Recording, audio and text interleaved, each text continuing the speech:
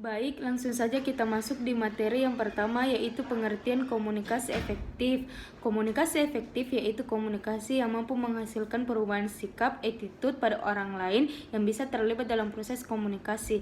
Tujuan komunikasi efektif adalah memberikan kemudahan dalam memahami pesan yang disampaikan antara pemberi informasi dan penerima informasi, sehingga bahasa yang digunakan oleh pemberi informasi lebih jelas dan lengkap.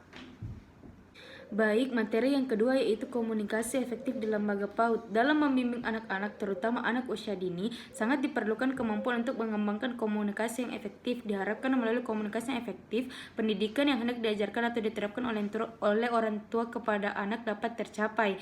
Agar seseorang anak dapat siap berbicara, orang tua harus memahami bahwa ada berbagai persyaratan yang perlu diperhatikan, antara lain berkaitan dengan faktor anatomi dan fisiologis, psikologis, dan lingkungan. Faktor anatomi dan fisiologis. Faktor fisiologis yang berkaitan dengan kesiapan seseorang untuk bicara meliputi organ bicara, telinga, dan susunan saraf. Yang kedua yaitu faktor psikologis.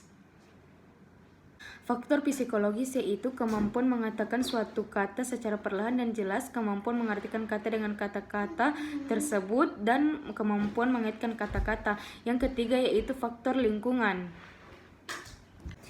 Adanya model yang baik dicontoh oleh anak, kesempatan berlatih, motivasi untuk belajar dan berlatih, dan memberikan dukungan penuh kepada anak.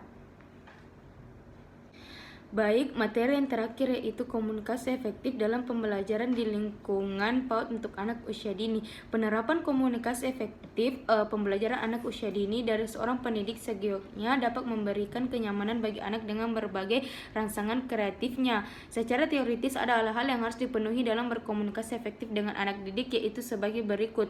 Berkomunikasi dengan dukungan, gunakan pintu pembuka. Pintu pembuka adalah ketika kita berbicara kepada anak untuk membuka percakapan, mendengarkan dengan penuh perhatian, menggunakan kata jangan atau tidak. Cobalah untuk tidak menginterupsi anak atau memarahi anak ketika sedang bercerita, menggunakan kata-kata yang baik dan menggunakan kalimat saya untuk merefleksikan ide atau perasaan anak.